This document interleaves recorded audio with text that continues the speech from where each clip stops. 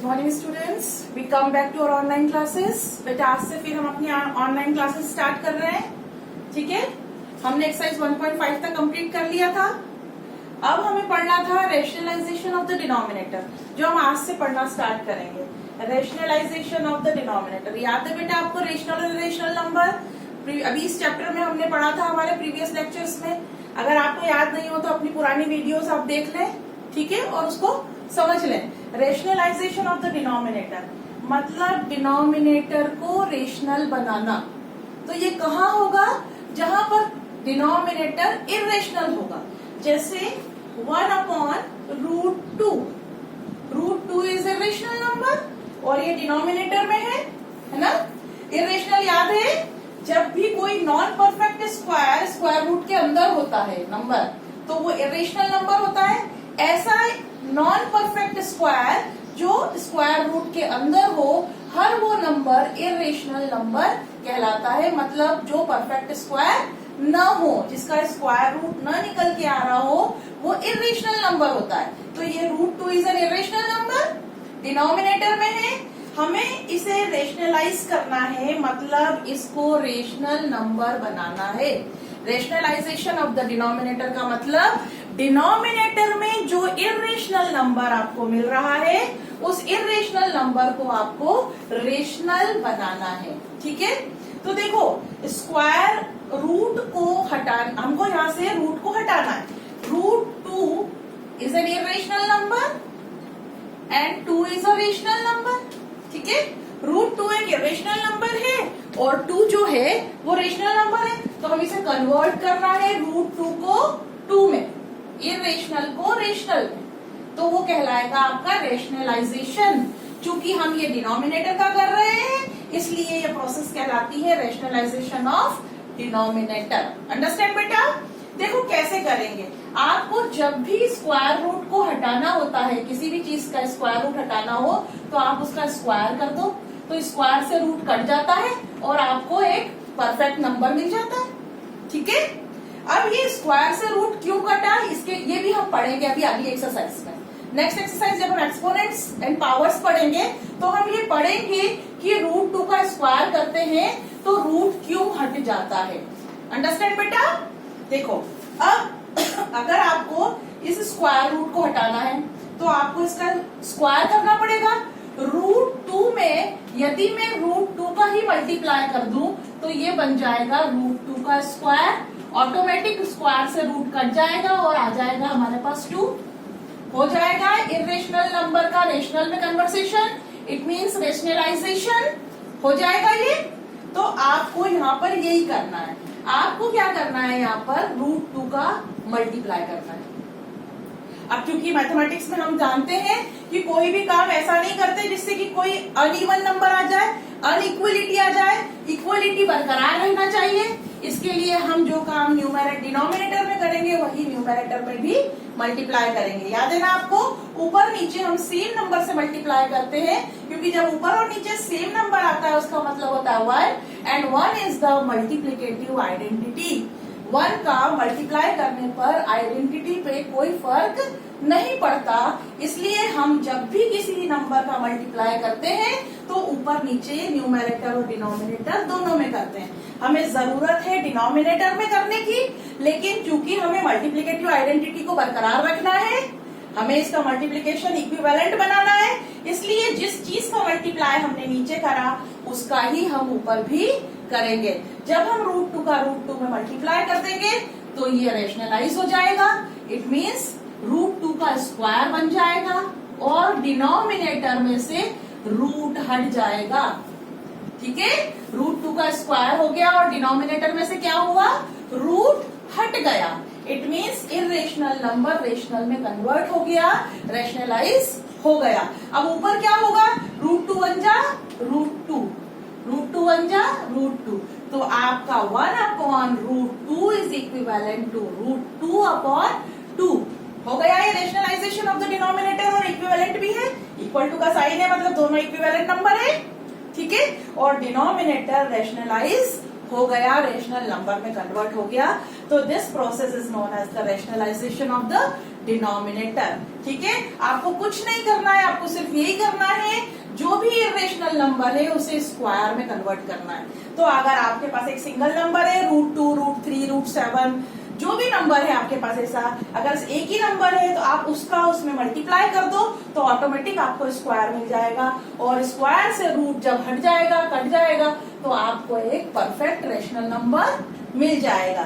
ठीक है, ये क्यों हुआ ये भी मैं समझाऊंगी आपको नेक्स्ट एक्सरसाइज में। जब हम पावर एंड एक्सपोनेंट्स पढ़ेंगे तो हम पढ़ेंगे, ये चीज समझेंगे कि स्क्वायर से रूट क्यों कटता है, आखिर ऐसा क्या होता है। अंडरस्टैंड बेटा, समझ में आया रेशनलाइजेशन ऑफ द डिनोमिनेटर। ठीक है, अब ये तो हुआ सिंगल।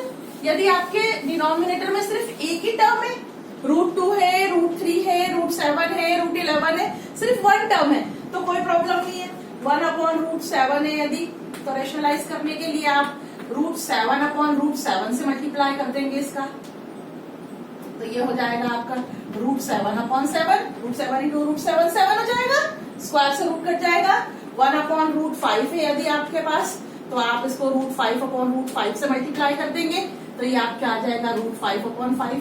यदि एक ही टर्म है तो कोई प्रॉब्लम नहीं है, रेशनलाइजेशन के लिए आप वही टर्म को ऊपर और नीचे मल्टीप्लाई कर दोगे जब, तो ऑटोमेटिक आपका डिनोमिनेटर रेशनलाइज हो जाएगा।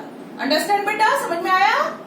अब अगर नीचे दो टर्म्स दी हुई हैं, नीचे क्या दिया है, अगर ऐसा दिया है 1/√7 + √5, दो टर्म्स दी हैं। ठीक है, अगर आप यहाँ पर √7 + √5 में यदि आप √7 + √5 का ही मल्टीप्लाई कर दोगे, तो ये हो जाएगा आपका √7 + √5 का होल स्क्वायर। ठीक है, यानी ये हो जाएगा a + b का whole square. It means a² + b² + 2ab।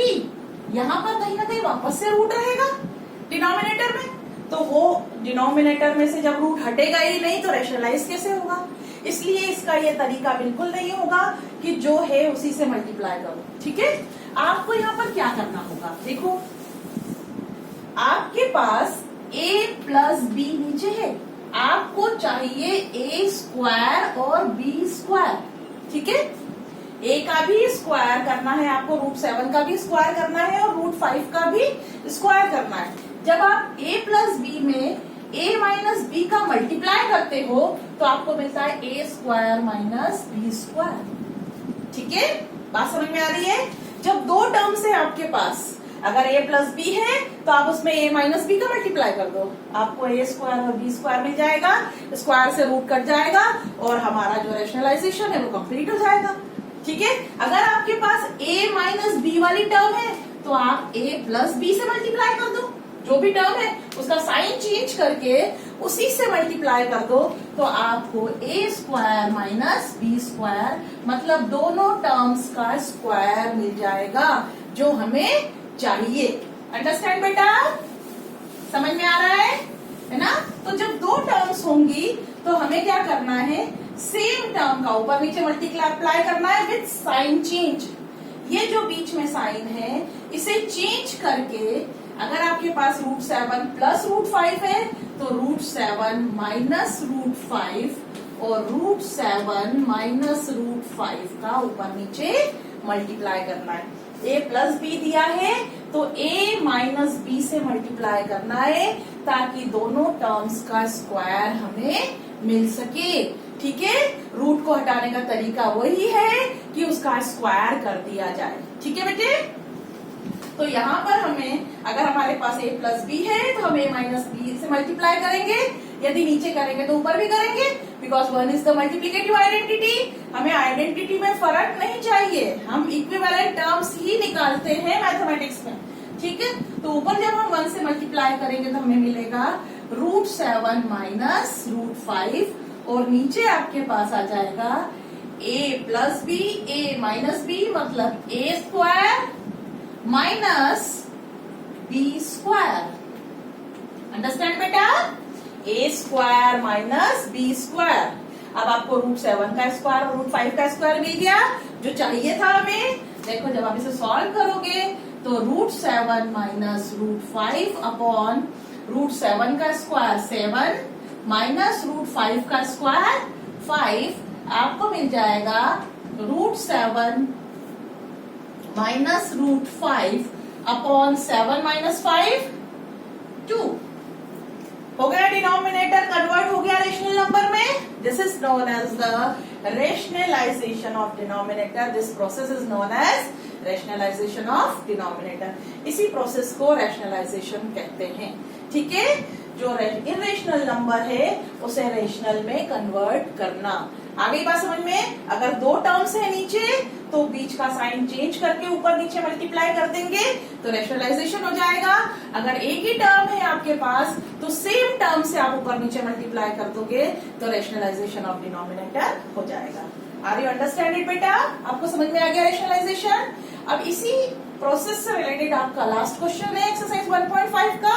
अब हम नेक्स्ट वीडियो में उसको कंप्लीट करेंगे। ओके बेटा?